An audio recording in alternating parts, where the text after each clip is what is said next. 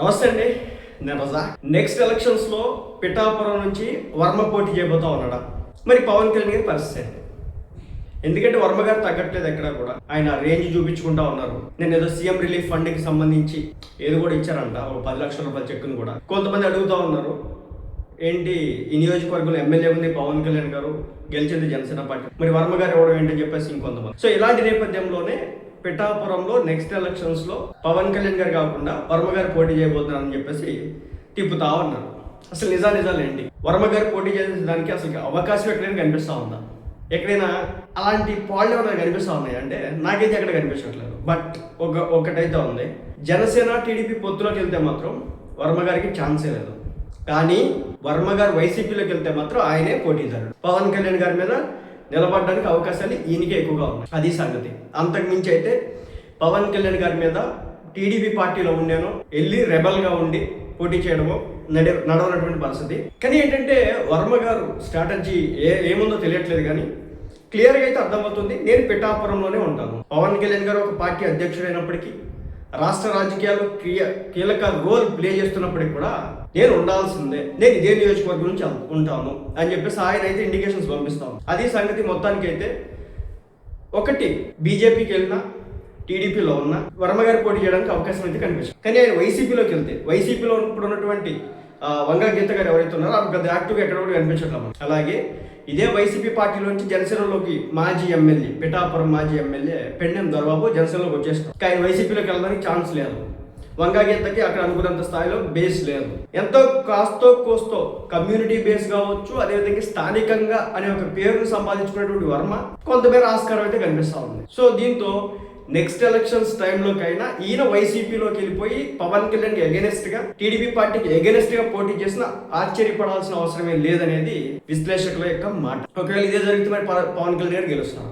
Doubt రావచ్చు, yes పక్కాగా గెలుస్తారు. దాంట్లో ఎలాంటి భయం లేదు, ఎలాంటి మొహమాటం అయితే లేదు.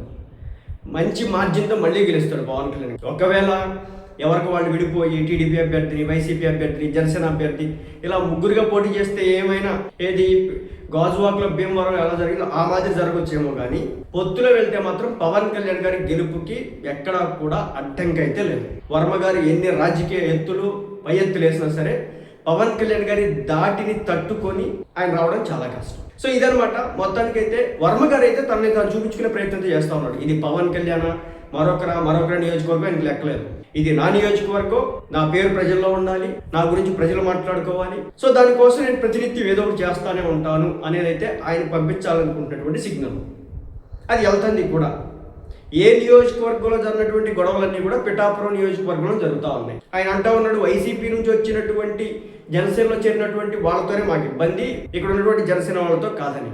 సో పార్టీలు అన్న తర్వాత ఆటోమేటిక్గా చేర్పులు మార్పులు అయితే జరుగుతూ ఉంటాయి. వాళ్ళు వైసీపీ నుంచి వచ్చారా, ఇంకో పార్టీ నుంచి వచ్చారా పక్కన పెడితే, బట్ వాళ్ళు జనసేనలోకి అయితే వచ్చినారు కాబట్టి వాళ్ళంతా ఇప్పుడు జనసేన పార్టీ నాయకులు. సో వాళ్ళతో ఈయనకున్నటువంటి గొడవ మొత్తానికి అడిది పిడిది ఎక్కడికి వెళ్తుందంటే పవన్ కళ్యాణ్ గారి దగ్గరికి వెళ్తుంది. సో ఇవన్నీ చూసుకుంటూ ఉంటే కనుక తప్పనిసరిగా ఈయన ఫైట్ అనేది పవన్ కళ్యాణ్ గారి మీదకి వెళ్తుంది కాబట్టి, ఆయన నియోజకవర్గమే కాబట్టి చాలా గట్టిగా ఉండడానికి అయితే అవకాశం ఉంది. మరొకసారి వర్మ గారు కనుక ఇదే స్థాయిలో రెచ్చిపోతే మాత్రం జనసేన పార్టీ కార్యకర్తల నుంచి మొన్నే చూసినారు ఆ టగ్ ఆఫ్ వార్ అనేది ఇంకా పెరగడానికి అవకాశం అయితే ఉంది. సో ఇదనమాట మొత్తానికి. ఇంకొకటి, నియోజకవర్గాల పునర్విభజన కూడా ఎక్కడ కూడా జరగట్లేదు, చేసే ఆస్కారం లేకుండా పోయింది మనం. సో దాంతో ఇప్పుడు ముక్కలు అవ్వవు నియోజకవర్గాలు. కాబట్టి చూడాలి మరి ఏం జరగబోతోందో. పవన్ కళ్యాణ్ గారిని కాదని పిఠాపురంలో వర్మ గారిని నిలబెట్టేటటువంటి ప్రయత్నం టీడీపీ అయితే చేయాలి. బట్ ఆయన వైసీపీకి వెళ్తే మాత్రం కొంతమేర ఓటింగ్ లాక్కునేదానికి అవకాశం అయితే ఉందన్నమాట. వాళ్ళ సొంత కమ్యూనిటీ ఓట్లు కూడా కొంతమేర అయితే ఉన్నాయి. లాస్ట్ ఎలక్షన్స్ టైంలోనే వర్మ గారికి టికెట్ రాలేదని చెప్పేసి కొంతమంది ఆయన గారి అభిమానులు అయితే చంద్రబాబు నాయుడు గారి ఫోటోని, పవన్ కళ్యాణ్ గారి ఫోటోని, నారా లోకేష్ గారి ఫోటోని, ఆ వ్యాన్స్ అయితే ఉంటాయి, ర్యాలీ వ్యాన్స్ ఉంటాయి కదా, సో వాటన్నిటిని చింపి తగలబెట్టినారు. అసలు పవన్ కళ్యాణ్ గారు అయితే పచ్చిబుద్ధులు తిట్టినారు. అంత రాద్ధాంతం చేసినారు అనమాట వీళ్ళు. అడగొచ్చు చాలా మంది, పవన్ కళ్యాణ్ గారిని కాకుండా వర్మ గారిని పెడతారంటే పెట్టేదానికి ఛాన్స్ అయితే లేదు, వైసీపీలోకి పోతే మాత్రం తప్ప. అంతకు మించి అయితే ఇంకో ఆలోచన చేయడానికి కూడా వీళ్ళు.